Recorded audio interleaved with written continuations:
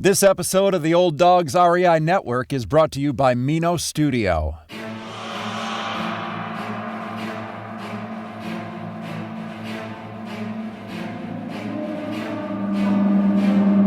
In a world where jobs are how most people make money, one man, one desire, one challenge dares to break the mold. Welcome to the Old Dogs REI Network, where we don't work for money. Money works for us. Coming soon. Viewer discretion advised.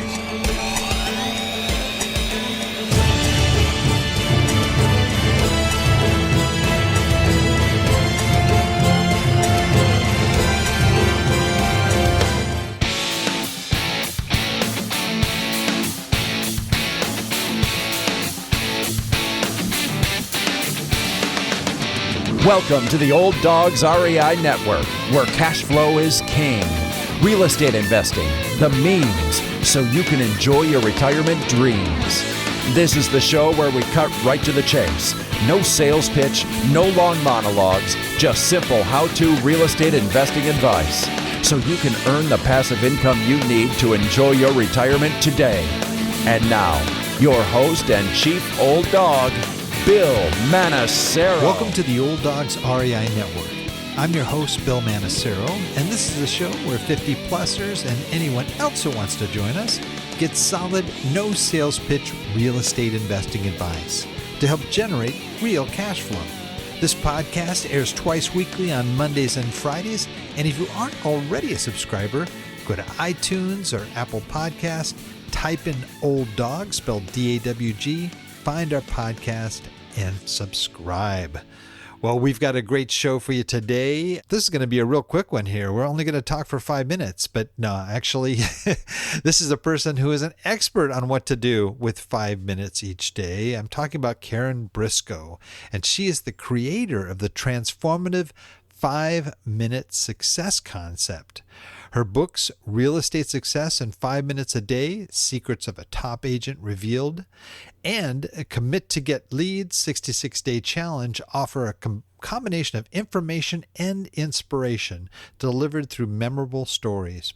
Karen is the principal owner of the Huckabee Briscoe Conroy Group, HBC, with Keller Williams, which has been recognized by the Wall Street Journal as one of the 250 top realtor teams in the U.S. Since 1977, HBC Group has sold over 1,500 homes valued at over $1.5 billion. The team consistently sells over 100 residential properties annually, ranging from multi-million-dollar luxury estates to condominiums and townhomes. Her primary market areas include Northern Virginia, suburban Maryland, and Washington, D.C. As a real estate professional, Karen is a member of the Institute of Luxury Home Marketing, Senior Real Estate Specialist, FIABCI International, Real Estate Federation, and Women's Council of Realtors. Karen is also the host of her own 5-Minute Success podcast. Well, Karen, welcome to the Old Dogs REI Network. Hey, Bill. So delighted to be here and like to talk to old and new dogs. Well, that's great. Well, we old dogs here love to learn new tricks, and sounds like you definitely have a few here you can share with us today. Looking forward to it because I think a lot of people I hear say they don't have enough time, and that's where the whole 5-minute success came about, and also how it can benefit your audience of real estate investors. Oh, that's awesome.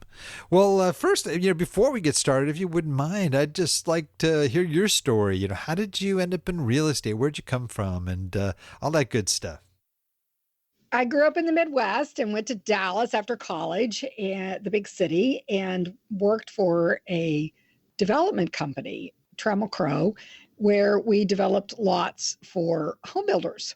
And it was really eye-opening coming from a relatively smaller community to the big city. I learned so much in the development world. It's really fascinating.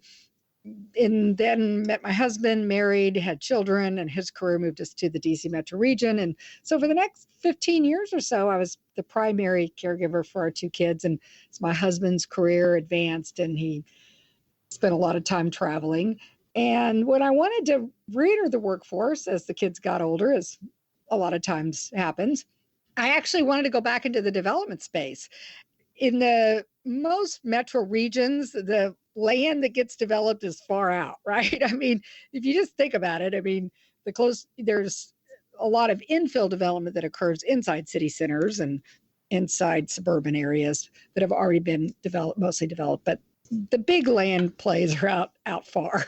Right. And at that time in my life, I was like, yeah, just spending all that time on the road didn't make a lot of sense. So I went to work for a technology company, and I managed sales, warehouse, and engineering offices for them. It was right around the tech bust.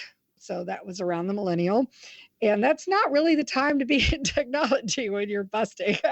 It's more about disposition than, So I was like, okay, this isn't working so well. And I had my license, because when you're a developer, you often don't want to be licensed, because once you are licensed, you have to disclose that in all transactions.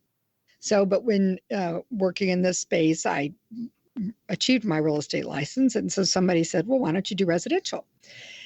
And to be quite honest, people in the commercial space look at the residential people and think it's really easy. So most people often don't make that transfer. What I found for me was I have really been able to combine both. I call it like peanut butter and chocolate, Bill. It's like the best of both, right? So best of both worlds, right? Best of both worlds. So on the commercial side, I have my hard skills, negotiation, market knowledge, strategy. On the soft side, which is the relationship, really, there's a lot of, in residential sales, because it's people's home, even commercial people, I find, or behave differently when it's their home. Really, that building that has been just very meaningful for me, and I find that I have a lot of strengths in both sides. So it's been a great combination. That's great. How long have you been a realtor then? So residential, I've been since 2002. Mm-hmm. And in the Washington, D.C. metro region, suburban Northern Virginia, which is, just to give you a geographic, that's where Amazon HQ2 is located. So, anybody moving here, we're here to help. That wasn't really a great time in the market, actually. It was after 9/11. It was after the tech bust. Some people are like, how did you enter the market at that time? But then what happened was, after 9/11, with all of the government, with the buildup of Homeland Security and a lot of government programs, the market just went really accelerated rapidly. And that was from 2002 until the mid, that decade, as people probably remember, because it happened across the United States. So because I became successful pretty rapidly, brought to the attention of a top producing agent in our metro area. At the time, she was number 10 in the nation. And she asked me to become her junior partner, kind of like a sweat equity position. And it's a great way to learn the business, I'm telling you, because went from, selling a house a month to selling, a couple of houses a week. So it was a great opportunity. Sadly, though, she passed away in 2008. And that happened to be the same month the financial markets crashed. So if you remember 2008, so the run-up was really exciting. The crash was very challenging.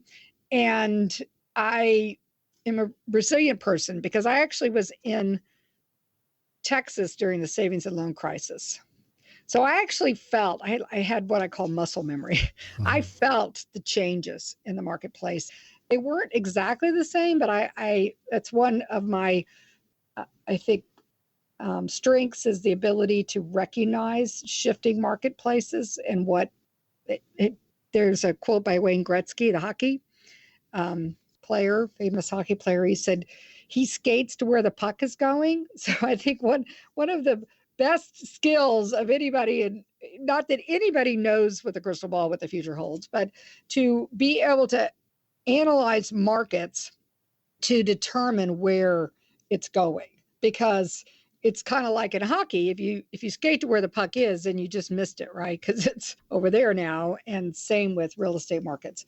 So I saw it coming. I started making changes to the business, just like anybody. I didn't feel like I did it fast enough, but I survived. Yay, right? So now we're on to thriving, because I wanted to go beyond just surviving the business. There were some moments where I wasn't sure I wanted to stay in, and many people do leave. In fact, the statistics for residential real estate agents is only a 6%, and are still agents after 5 years. Really? Wow. So yeah, that's daunting statistics. And in trying markets, there is a lot of attrition. You're like, oh wow, this isn't as easy as I thought it would be. And so, but I set about to build the company back, and I took on a business partner, Lizzie Conroy, because I recognized the benefits of the strength. And she and I have been together for over a decade now, and that has been a wonderful partnership. And so we set about to rebuild the company, and we changed a lot of the business prior was really heavily luxury upper brackets, and we went to more of the houses and the buyers and sellers who are more in a position to turn over more rapidly. And although we are at a very high dollar average area, I mean, our sales price average is $950,000. So it's and you're in Southern California. So yeah, that sounds about the same. yeah. So, but still, it's still the affordable housing for Northern Virginia.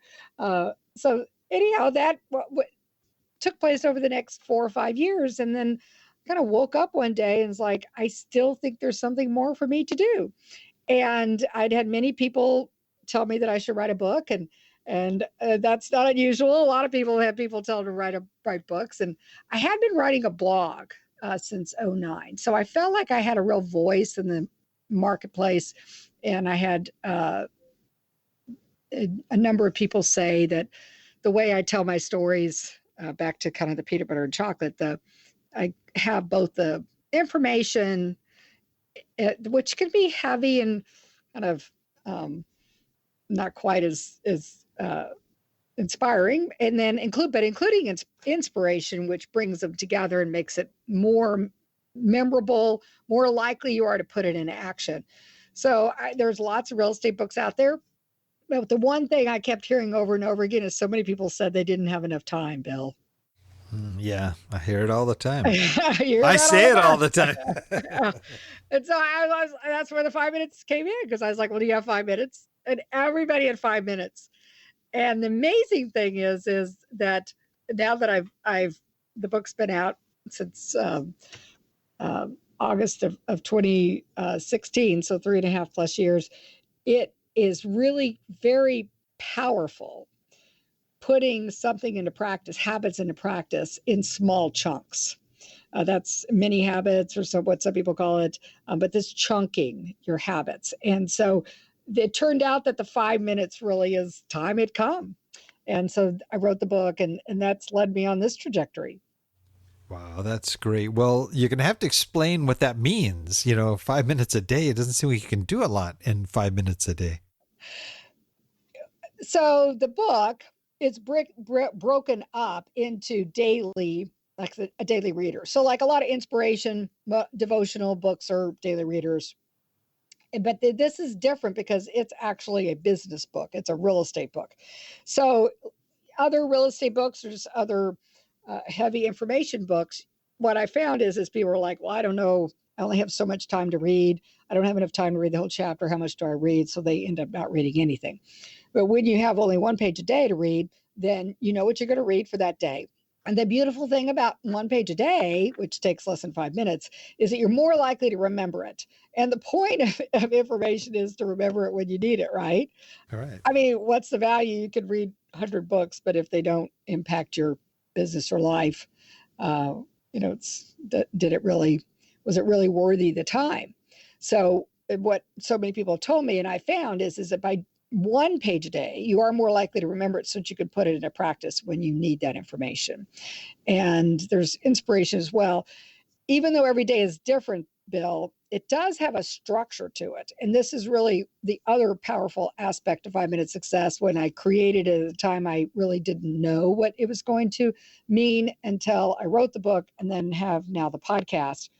But the structure turns out to really be applicable across other professions, sales, entrepreneurship, investors, really almost any business follows this process. And that is, the first one is commit to get leads. So until you have a lead, you have nothing to do, right? I mean, as an investor, until you have a deal, right, you don't have anything to do. There's actually two sides to lead generation. As an investor, one is for the deals and the other is oftentimes for the money, right? Mm-hmm. So you're doing, but there's also lead generation for opportunity. That's what entrepreneurs do, right? There's lead generation for talent. There's lead generation for relationships. So in the real estate space, the lead generation is for buyers and sellers. But there's really, the principles of lead generation apply pretty universally throughout all industries and professions. So then the next component is consult to sell. So you have that lead, you have to convert it. It has to become a transaction, because that's the purpose, right, of being a salesperson or an entrepreneur or an investor. Right. Because you could go out and find a lot of leads if you did nothing with them. If you didn't ever put them into into your portfolio or whatever it is that you do with your leads. For my business, I'm helping people buy and sell houses. But even dentists, right? They actually, do x-rays or clean your teeth or whatever. And everybody does some service or product to create a sale or a conversion. And then what often happens, Bill, is that people get stuck on either a hamster wheel of only as good as their next deal, or they're on a roller coaster where they're high, they get a deal, and then they go back down the roller coaster and they got to do everything they can to go find the next deal. So it's just a daily grind. And so there's principles that I call connect, to build, and grow. So connect, to build, and grow is scale and leverage and systems. And that's a lot of the purpose of investing, is to get off that roller coaster, to get off that hamster wheel for a lot of people. But there are principles just even in operating a business, and an investment portfolio is a business too. So that is to create these leverage and systems. And then what I found is successful people just invariably have principles for their mindset and their motivation, which I call success thinking, activities, and vision. So you have a vision of where you're going. You think about how to do it, which is planning, but also can be thinking in terms of even inspirational affirmation, but just think about how to do it. But then there's the action in between, because there's a lot of programs out there that say, oh, you could just manifest it by thinking. You still have to get on the phone and call people a lot of times too, right? So it's all together, the thinking, activities, and the vision. And then all that comes together and creates a sweet spot of success. So that's the structure to the book, which you read the whole book. It'll take you through an entire year. But you could also listen to the 5 Minute Success podcast and get all of those great strategies and insights as well. Oh, that's great. So do you actually have the same pages that in the book on the podcast? So the same topics. So every guest answers the question, how do you commit to get leads? How do you get leads? Consult to sell, share strategies on how you do that, connect, to build, and grow. So every one of those topics, it's 5 minutes. So it's great because you can get a quick topic idea on each one of the topics in a 30-minute show. That's great. And do the various areas build, each day, so you're sort of building on previous tips or something or skill sets as you go along? Well, yes, in the sense that you build a wealth of knowledge. What I found is a lot of salespeople, entrepreneurs, they tend to have this thing I call shiny object syndrome or squirrel phenomenon. I don't know if you've ever heard of that. Oh, yeah. Where they're always off to the next thing every day. So I was like, oh, wouldn't it be interesting if it was a book that actually made somebody wake up every day and go, "Ooh, I wonder what today is." So instead of putting the book in a more of an instructional type of manual where literally it built on each other, every day it's different. So as you get into the book, the concepts build on each other because they do one of several in one of several ways. One is it could be kind of a domino effect, like you knock over one and then a bunch of other concepts kind of start to become clear and make more sense. In some ways, it is a ripple effect. So, like one concept will kind of ripple out to the others, so you'll get more breadth. And then the other one is like a snowball; it just builds because as you build this repertoire of knowledge, and again, the difference about 5 Minute Success over other books is that instead of getting a tsunami of knowledge, I'm sure you've been to plenty of trainings or read plenty of many books and you go, I don't remember any of it, right? Mm-hmm. Because the information is disseminated in bite-sized pieces, you're more likely to remember it. So the concepts come together, and at the end of a year, you'll have a full wealth. And sometimes they will say, well, should you read it again? And I'm like, well, it's like a lot of things, right? Like the first time you do it, you have one level of knowledge. And the second time you do it, you have a different level of knowledge because you also have another year of experience. So there are people that read it multiple times because of that, because they recognize that the principles have a universal evergreen element to them. Right. Well, with real estate too, I know, earlier you were mentioning some of the statistics. I don't know if this is an actual one or not. I heard it from somebody, but it was the idea that a lot of agents, it's sort of on an average, they may sell maybe one home, a year. And I don't know if that's a stat, if there's, a percentage in there or not, but sometimes it takes, a full year just to make that first sale. For you to build up to selling, once a month and then moving to multiple times during the week, that had to take some discipline, I would think. It's fascinating. When the first year of business, I sold one house a month, and my broker said to me, well, Karen, you could sell a house a week. And I looked at him like he'd lost his mind. I'm like, that was a lot of work. But, it's like anything that was planted in my brain. And so I started looking for people who did it. Instead of looking for a how, I looked for a who does that. And then how do they do that? Back to the classic, don't reinvent the wheel. And that's where I met the who. I met Sue Huckabee, and she was doing that. And so then I just became a part of her business, and then I learned it from her, and then I grew it from there. So there's lots of ways, because I think in myself as well, I had this limited thinking, like, I don't know how I could do that. Well, there are people that did know how to do it, right? I'm sure you've had this with real estate investors, like, oh my gosh, how do you go from one door to 100 doors, right? Well, go find somebody who's done 100 doors. And that's, you're going to accelerate, you're going to leverage your learning curve. Oh, sure. Yeah, no, that's fascinating. And now, do you have like a audio version of this too, or people could just listen, or you feel that people should be reading it? Absolutely. Real estate agents, are known for wanting to have the Automobile University, I think as Zig Ziglar used to say. So yes, Audible, it's on Audible as well. And the book, Commit to Get Leads, 66-day challenge. So the way that came about was some people said they just wanted to concentrate on lead generation. And there's a lot of research on habit formation about how many days it takes to develop a positive habit or stop a negative one.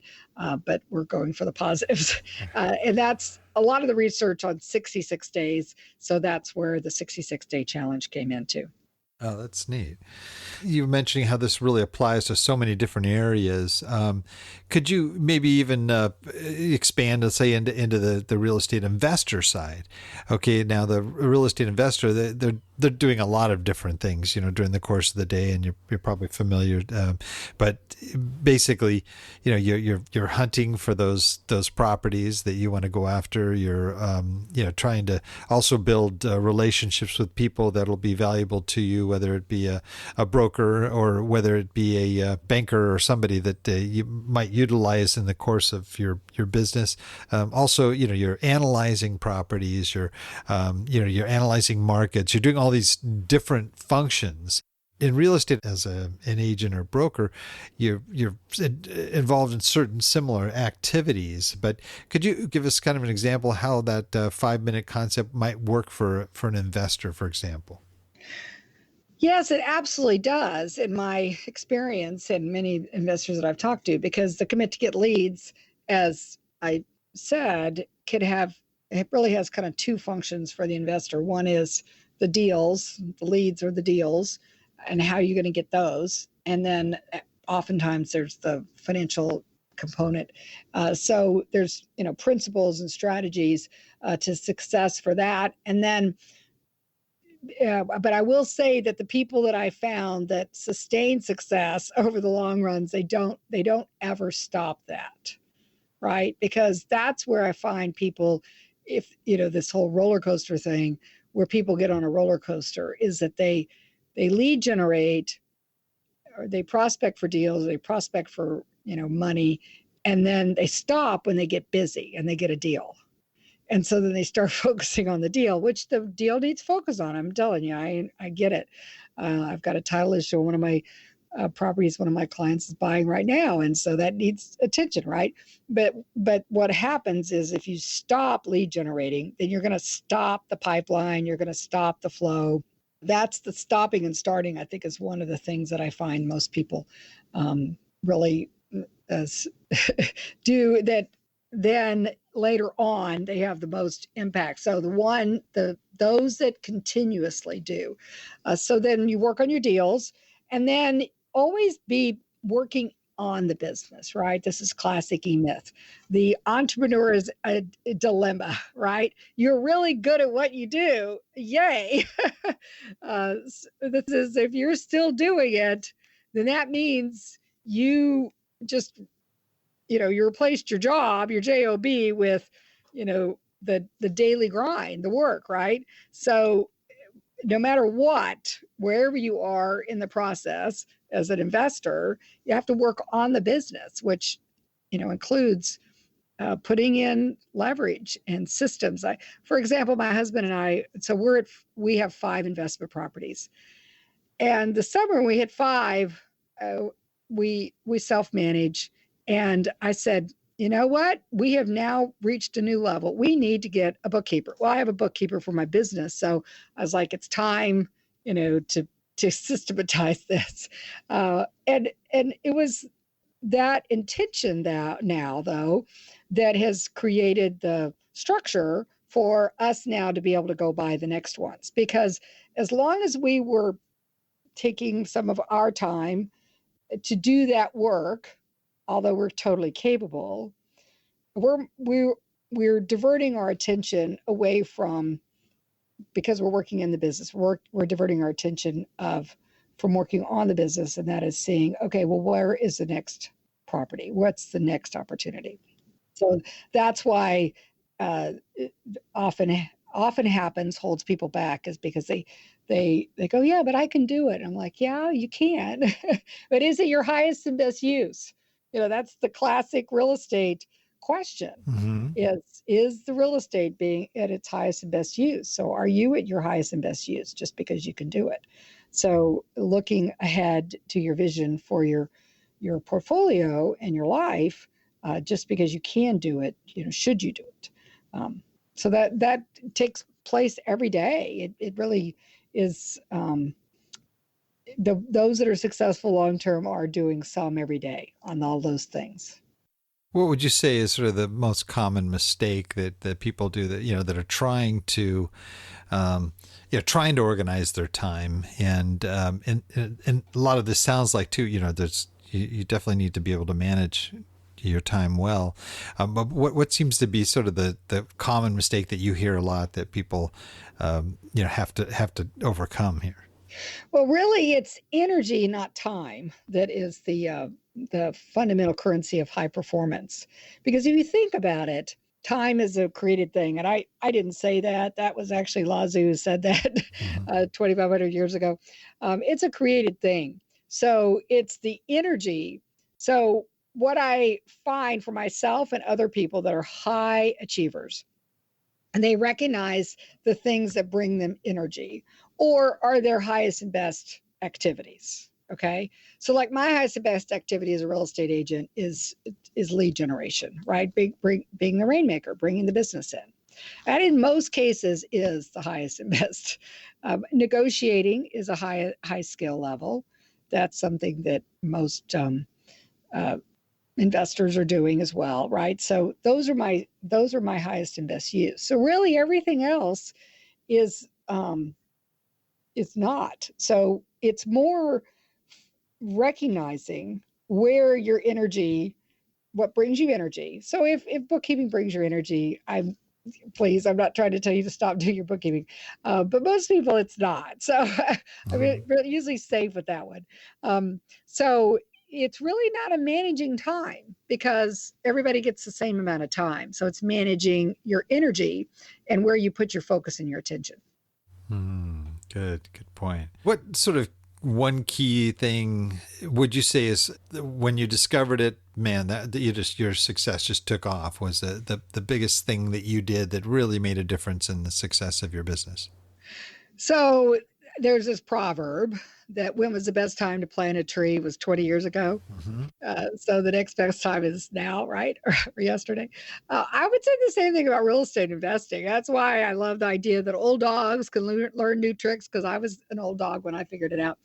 And I would just wish I would have done it earlier. We became an accidental investor, which happens a lot of times. Yeah, sure does. Right. We became an accidental investor because our son moved back to the area after college and then couldn't find any place to live.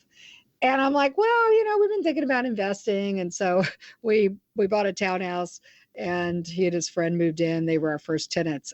They weren't the best tenants. They got 2 dogs. I'm not telling you that was a great idea, but they moved on pretty quickly because they both got girlfriends that they had better opportunities. So ever since then, we've had great tenants. But there was several things that happened with this first deal. One was we really had the epiphany, which I can't believe we waited so long to figure this one out.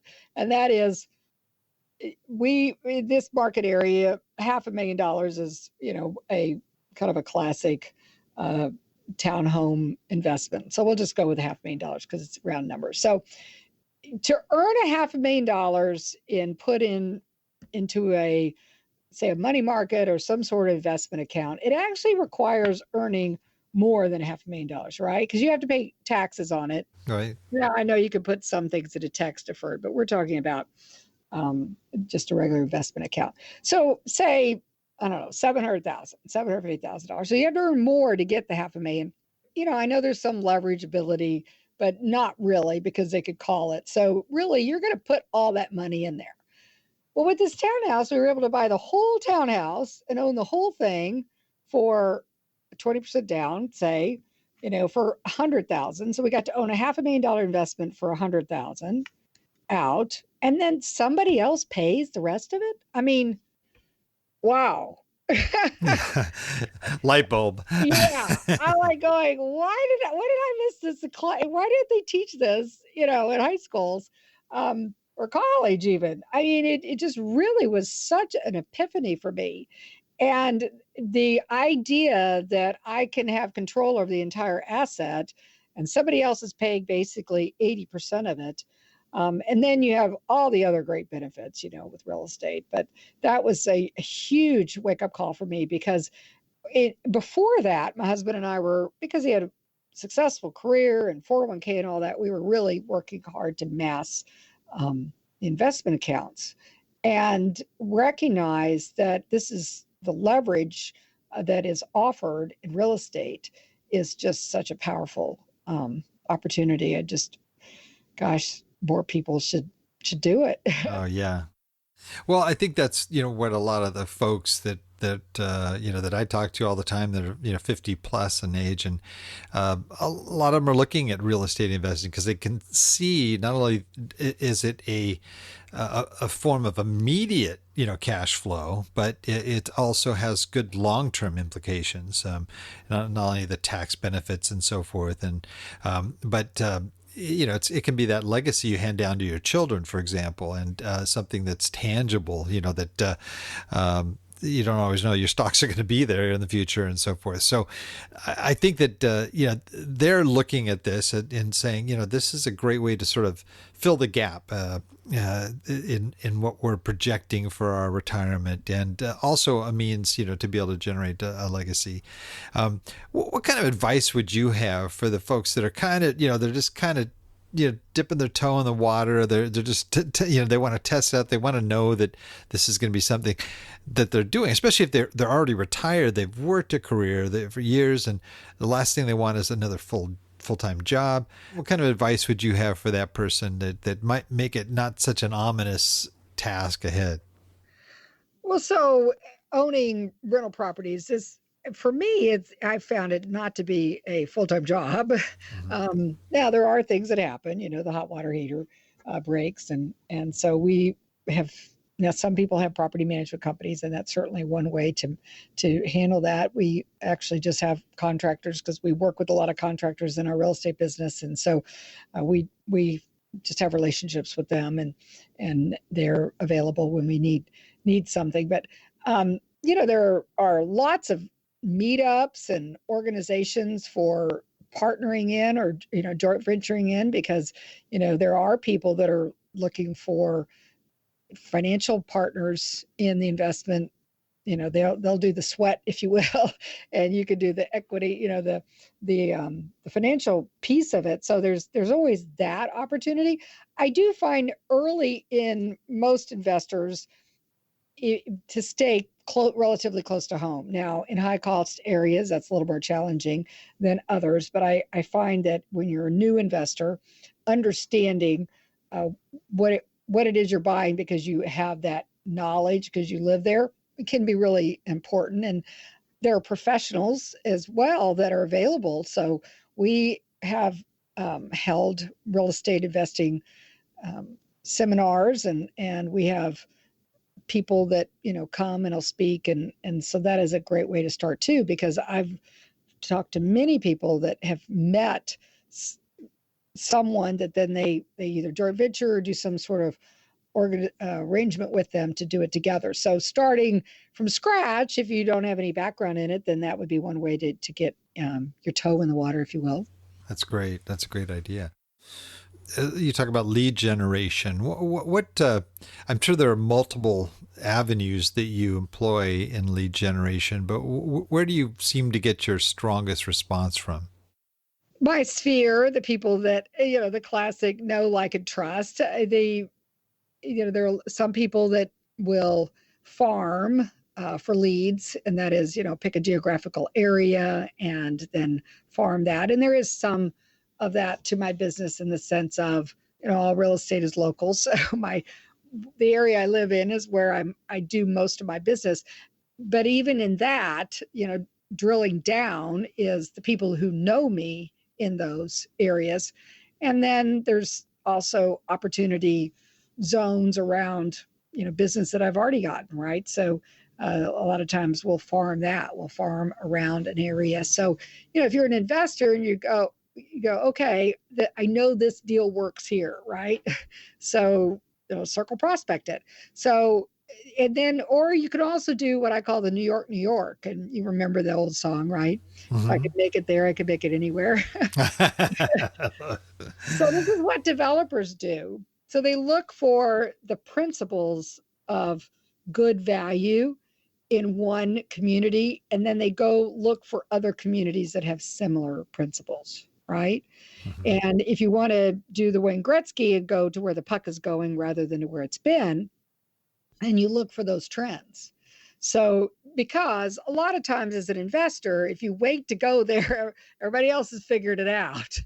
And then you're paying, market, or maybe even over market. You're paying a premium dollar. So if you're staying ahead of trends, then you're more likely to get in before the run up happens. I caution people, particularly if you're in it for a hold, to not get too caught up on the actual appreciation aspect of it, because if you're owning it to hold, then you're gaining value as you pay down the mortgage. there's probably going to be some rent bumps along the way. And if you've got the principles there, then the market will catch up with you. Some people are very focused on, the immediate cash flow and the immediate appreciation. And there's, the old adage that, if it looks too good to be true, it usually is. And so oftentimes people get into deals because of the promise of the calm, and then instead of on the fundamentals being strong. Right. Yeah, it's a really good point. With your business, it doesn't look like you're slowing down anytime soon here. It sounds like you're going gangbusters Absolutely. here. What's sort of your long-term play? What excites you about your business and what's ahead? Well, so because I am definitely in the 50 plus category, I passed the 60 mark last year. I actually feel like I just got started, Bill. I don't know about you. I I mean, know the feeling. you're an Totally. old Yeah. dog, and you're Yeah. I was on a podcast the other day with a woman who was in her mid 80s. I was like, yes, that's me. I love it. I love it. That's one beautiful thing about real estate, right? Because it really is something that a career profession, and in terms of building an investment portfolio that you really can do for many years past the classic retirement ages. So the creative endeavors that I've launched in the last 3+ years, including now 3 books and the podcast, and I have some online courses. So expanding that portfolio will continue. I have a fantastic business partner who's 15 years younger than me, so yay. But I see the real estate business actually for the next couple of decades being really strong.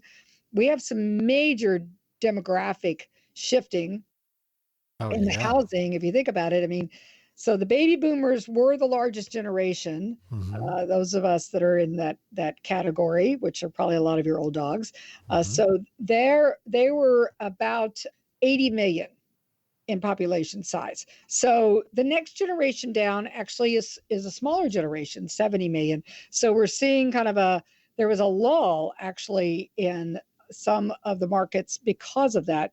Part of it was the crash and recovery, but part of it is this demographic shift. So what's coming down the pike is the millennials, and there's 90 million of them. So there's 10 more million millennials. So like if you want to go out and buy some doors right now, you could rent out. I'm telling you, it is a tsunami ready to happen. Even if every baby boomer sold their house, and just think about it, they got to have a place to go too. So it's not like they can sell their house and they don't need a place to live, I guess, unless they live with their millennial. But that's not common. Most baby boomers don't live with their children. So even if every single one of them sold their house, we're going to have 10 million less than we need. So there's huge opportunity out there right now. It's going to be very exciting, and I really want to be a part of that because I think that we're going to see a huge growth in the real estate industry over the next decade. Yeah, I do. I agree with you. There's a lot of things we really don't know the dynamics of, though. Look at all the people that have built senior housing out there and anticipating that the boomers were all going to sell off their homes. So many of them aren't. They're. I mean, it's just like my father-in-law. We're caring for him now. He's 92, but he will not leave his house. He's holding on to it till the end, and now he's not a boomer, but. Well, he's a silver. Yeah, he's the silvers. Yeah. Yeah, that generation, it's fascinating. I just got my senior real estate specialist. And it's fascinating because if you'll remember, most of them grew up in the Depression or their Depression era children. And so the concept of leaving their home is a negative concept to them. Yes. Yeah. Right. Very And true.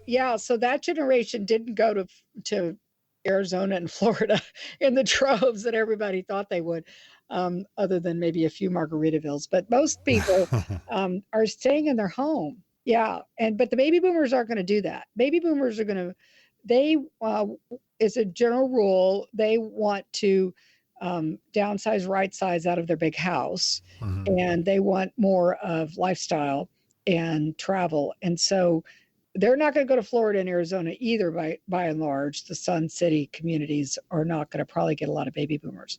But all of this is opportunity, Bill.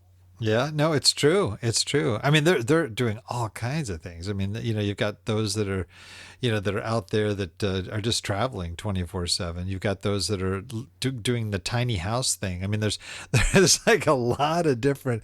I mean, it's just it's interesting. It's interesting to watch, but because that's the generation I know. I mean, I'm watching what my peers are doing, and it's fascinating. Yeah, there's a lot of different folks. Some people don't want to be tied down to a house anymore, and then you've got those that just want that place that they can come back and after traveling south of France for 6 months, and then they'll come back. Yeah, it is an interesting group. It's very independent, so it's going to be interesting to see what happens, and they're going to live a lot longer. Yes. We have not really had, we're in new charted territories of people living as long as they are in good health. And so, again, there's just so much opportunity. So, but the one thing I do know we're going to need is we're going to need doors for the millennials. Yes. We need 10 million more of them. Big time. Everybody out there that's a real estate investor, you have a lot to do. Yeah, I agree. Totally. Well, man, this has been so cool. I time is just like zip by here. Talk about 5 minutes. I feel like we've been only talking about 5 minutes, Karen. I'm going, whoa, but we're kind of getting near the end of our time here, and I want to honor your time. We have a little section that we call our wrap it up, where I ask you a series of quick questions, and you share resources that you have used that might be of value to our listening audience. And if you are ready, we can go ahead and move into our wrap it up. Yes, let's do that. All right. Favorite real estate book? Well, so I would say the Miracle Morning for real estate agents, because Hal Elrod is, if you're familiar with the whole idea of starting your morning, and as you start your day, then the rest of the day. And Michael J. Mayer with Hal wrote The Miracle Morning for Real Estate Agents. So it's a great way to, and investors as well, others, they have many Miracle Mornings, but I'm going to shout out to the real estate agent one. Yeah, that's great. How about just favorite general business book? So The One Thing by Gary Keller and Jay Papasan has incredible impact. Love when you that. consider about we talked about the focus where it's energy. So when you do the one thing, such by doing that, everything else becomes easier, unnecessary. I have that clarifying question in my mind all the time. That is great. And I think that really goes along well with your 5 minute success too. I think that there's a real link up there. It's easier to do, to focus like that in a shorter period of time on one thing, as opposed to the 50 other things we've got on our plate. Absolutely. So how about favorite website for success? So I'm a big fan of Bigger Pockets. I mean, because obviously who doesn't want bigger pockets? Yeah, and they have true. just so much to share on that website. So it's a great one to use. Good. How about a favorite app that just helps you a lot in what you do? So this isn't a business app, but it just is a personal. I have done the 5 Minute Journal app, which I do not have any affiliation with. I wish I would have come up with the idea, but it's been around a bit longer than The beautiful thing about the app is that it's a short journal style. It also allows you to include a photo every day. So I have this, I could go through the app and just see this history of my life just flash by. It's really meaningful. Cool. Yeah. That is. Now, do you write or do you speak into it? Yes. Well, they also have the print version, but I like the app version because you get to do the photo. But it starts out with, you have put in 3 things that you're grateful for, and then you do 3 things that you will do that day to make it great, and then daily affirmations, and then it will alert you at the end of the day where you could say 3 amazing things that happened that day, and then how you could have made the day even better. So it just gives you a moment of reflection, literally back to the whole 5 minutes. It's less than 5 minutes. It really is a very impactful app I discovered. Cool. What would you say your favorite quote is? So Warren Buffett He said, ultimately, there's one investment that supersedes all others. Invest in yourself. And I found that when I invest in myself in personal and business development, I am the greatest asset, right, to create wealth. I like that. Now, here's a little tricky one here for you. So let's say you had lost absolutely everything, all your assets. I mean, you're just down to just $1,000 in cash in your hand. What would you do with that $1,000 to relaunch your real estate career? I would do the same thing that launched it in the beginning, and that is to invest it in lead generation. Because the thing is really, as long as you're always lead generating, you always have opportunity in your future. That's great. Now, just out of curiosity, because you did talk about farming and some other things, looking at that question, what kind of lead generation are you talking about there? Using it to like network with other people, to, go door to door? What would you use it for? So my predominant success has been note writing, so handwritten notes, and postcards. So I created a database, and the database were people that I knew, and I sent them a postcard every month of a sale, a transaction that was done. And then every business day, I would write 5 handwritten notes to people offering my real estate services and reaching out to them.